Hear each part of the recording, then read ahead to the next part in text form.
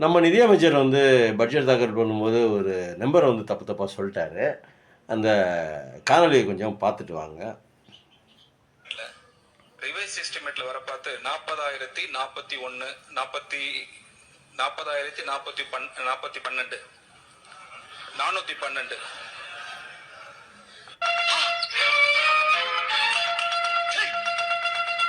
எஸ்டிமேட்ல அது சொன்ன உடனே அவருடைய ஜேசிடி பிரபாகர் மாண்புமிகு சட்டப்பேரவை தலைவர் அவர்கள் அவர் முகம் போன கோணலை பார்க்கணுமே, ஐயோ நம்மெல்லாம் இவனுக்கு நம்ம சபாநாயகராக இருக்கும்போது இவன்லாம் நிதியமைச்சராக இருக்கானே அப்படிங்கிற மாதிரியான ஒரு ஃபீலிங் அவருக்கு வந்திருக்குமோன்னு எனக்கு தோணுது.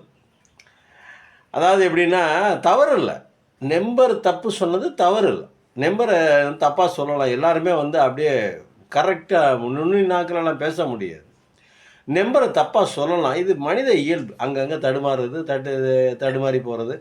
40,412ங்கிறது அவர் வந்து நம்ம தமிழ்நாடு இல்லாமல் இங்கே பங்களாதேஷில் இருந்தோ இல்லை ஜப்பான்லேருந்தோ வந்திருந்தாக்கா ரைட்டு தடுமாறுறாருன்னு சொல்லலாம். ஏதோ ஒரு பதட்டம், நம்ம பட்ஜெட் தாக்கல் பண்ணுறோமே, ஏதோ ஒரு பதட்டம் இருக்க தான் செய்யும், தப்பு இல்லை. ஆனால் அது இப்போ மேட்ரு இல்லை. அதுக்கப்புறம் பார்த்தீங்கன்னா என்ன பண்ணாங்க அப்படின்னாக்கா, அதாவது இவர் எதிர்கட்சியிலேருந்து ஒரு இது சொல்கிறாங்க. என்ன சொல்கிறாங்க, இது நீங்கள் தமிழ் உச்சரிப்பு உங்களுக்கு சரியில்லை, நீங்கள் வந்து தமிழ் உச்சரிப்பை நல்லா பேசுங்க அப்படிங்கிற மாதிரி சொல்கிறாங்க. சரி, இப்போ இவர் என்ன சொல்லணும் அப்படின்னா, உடனே இவர்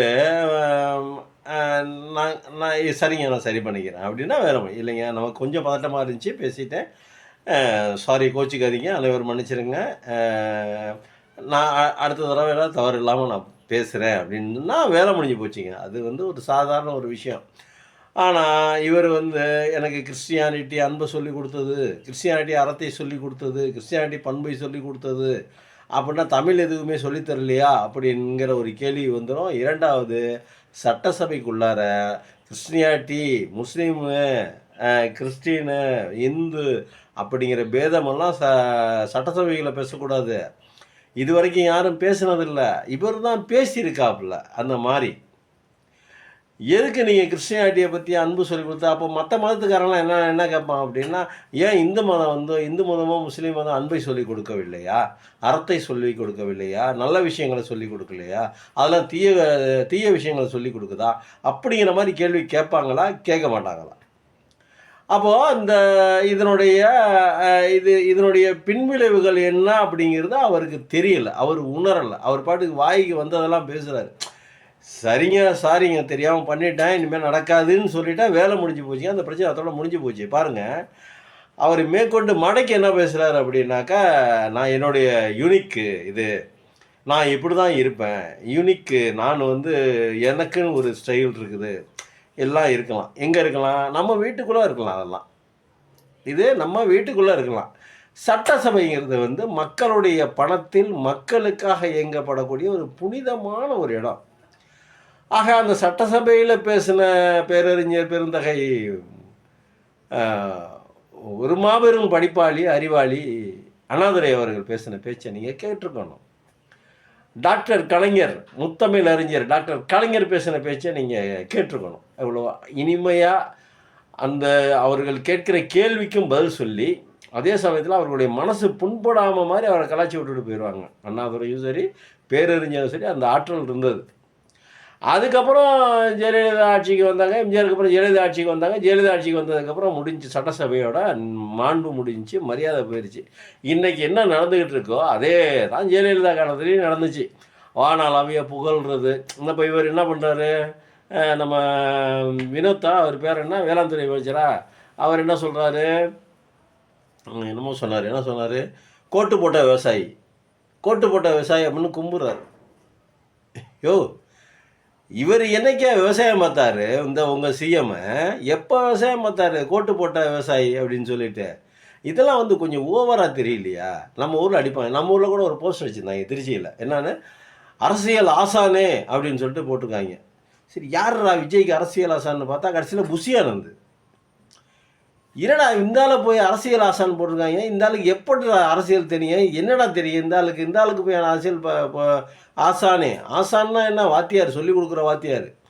அப்போது பாருங்கள் அவர்களுடைய யோசனையெல்லாம் எந்த மாதிரியான யோசனையெல்லாம் இருக்குது பாருங்கள். ஒரு ஐஸ் வைக்கிறதுக்கோ இல்லை காரியங்களை சாதித்து கொள்வதற்கோ எவ்வளவு தீவிரமாக இயங்குறாங்க அப்படின்னு சொல்லிட்டு தெரியுது. இப்போ இதில் இன்னொரு விஷயம், நம்ம மேட்ருக்கு என்னவா இனிமேல் தான் நம்ம மேட்ருக்கே வரணும். இப்போ ஒரு எம்எல்ஏ, ஒரு மந்திரி அந்த இடத்துல போய் நின்று நான் என்னுடைய யூனிக்கு, நான் என்னையே மாற்றிக்க முடியாது, நான் மாற்றிக்க மாட்டேன், நீங்கள் மாறிக்கிங்க அப்படின்னு சொல்கிற மாதிரியான ஒரு விஷயம் சொல்கிறாரு அப்படின்னா, அவருக்கு அந்த இடத்தினுடைய அருமை தெரியல. எந்த இடத்தினோட அவர் உட்கார்ந்துருக்கார் பாருங்கள், சீட்டு, நிதி அமைச்சருங்கிற சீட்டு, அந்த இடத்தினுடைய அருமை தெரியல. ஏன் தெரியல? கஷ்டப்படலை. ஏன் கஷ்டப்படல? ஏதோ காற்றுல, ஆடி காற்றுல ஒரு ஒரு கீழே கிடக்கிற பேப்பர் போய் கோபுரத்தில் போய் கலசத்தில் போய் ஒட்டிக்கு வந்துடுறீங்களா? ஆடி மாதம் காற்றடிக்கலாம், சலன்னு காற்றடிங்க, வேகமாக காற்று, புயல் காற்றடிக்கிற மாதிரி இருக்கும். அப்போ பார்த்தீங்கன்னா கீழே கிடக்கிற பேப்பர் என்ன பண்ணணும்னா நேராக போய் தங்க கலசம் இருக்குது பாருங்கள், கோபுரத்தின் மேல் தங்க கலசம், அந்த கலசத்தில் போய் ஒட்டிக்கும். புரியுதுங்களா?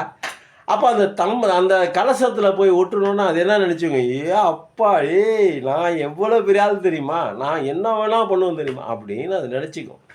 காரணம் அந்த உயரம், அந்த உயரத்தோட டெப்த்து என்ன, அந்த உயரத்துக்கு நம்ம எப்படி வந்தோம், அந்த உயரம் நம்மளை எது கொண்டு வந்தது, நம்ம இந்த உயரத்தில் உட்கார்ந்துருக்கும்போது நம்ம எப்படி காப்பாற்றிக்கிறது நம்மளை, அப்படிங்கிற எந்த விதமான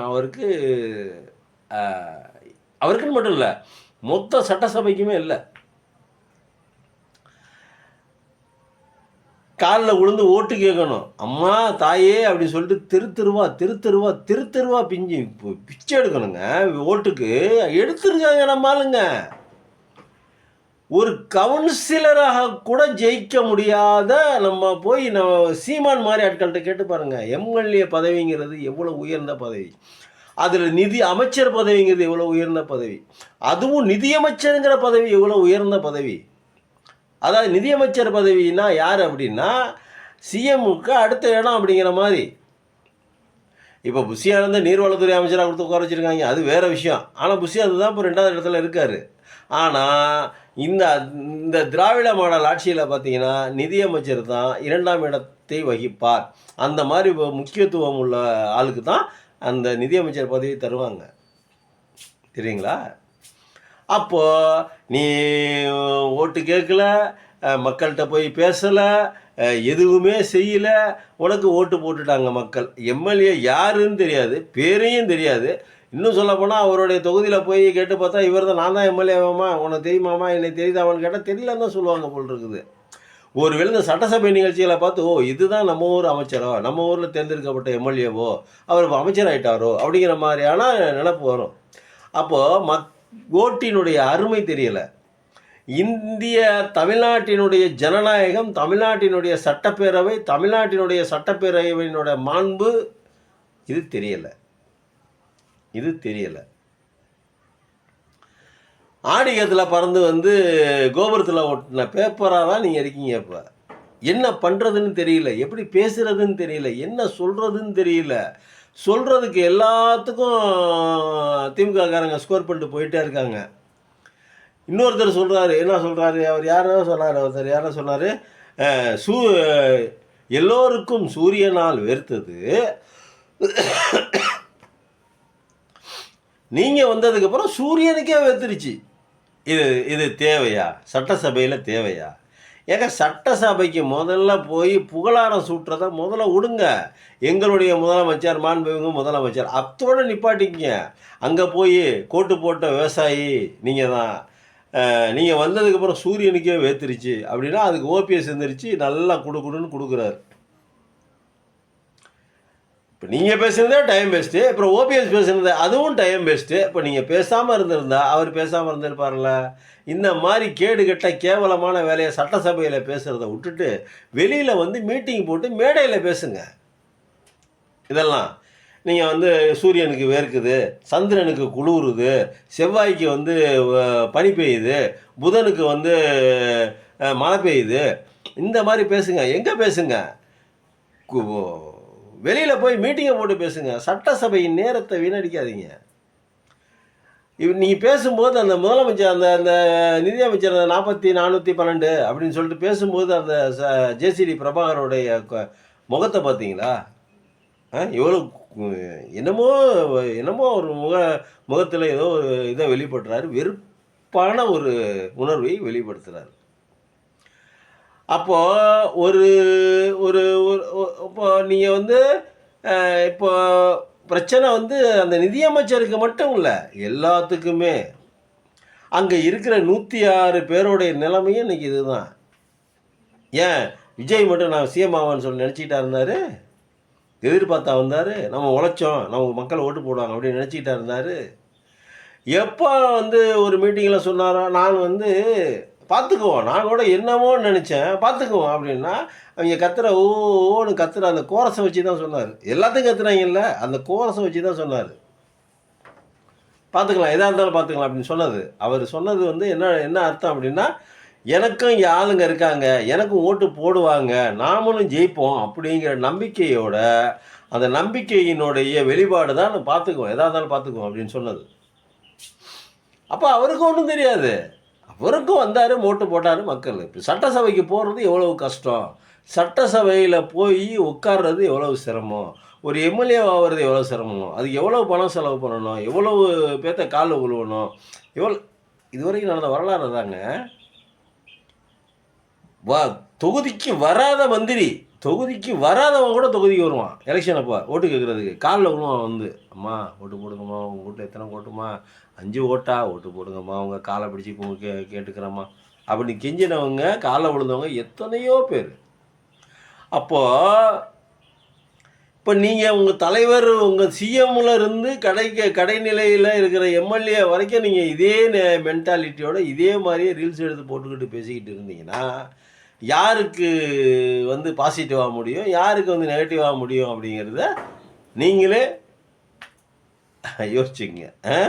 இனிமேலாவது சட்டசபை நேரத்தை வீணடிக்காமல், அந்த நீங்கள் இருக்கக்கூடிய பதவியினுடைய அந்த வெயிட்டை, அது பதவியினுடைய கௌரவத்தை கருதி நீங்கள் அமைச்சராக பேசுங்கள், எம்எல்ஏக்களாக பேசட்டும்.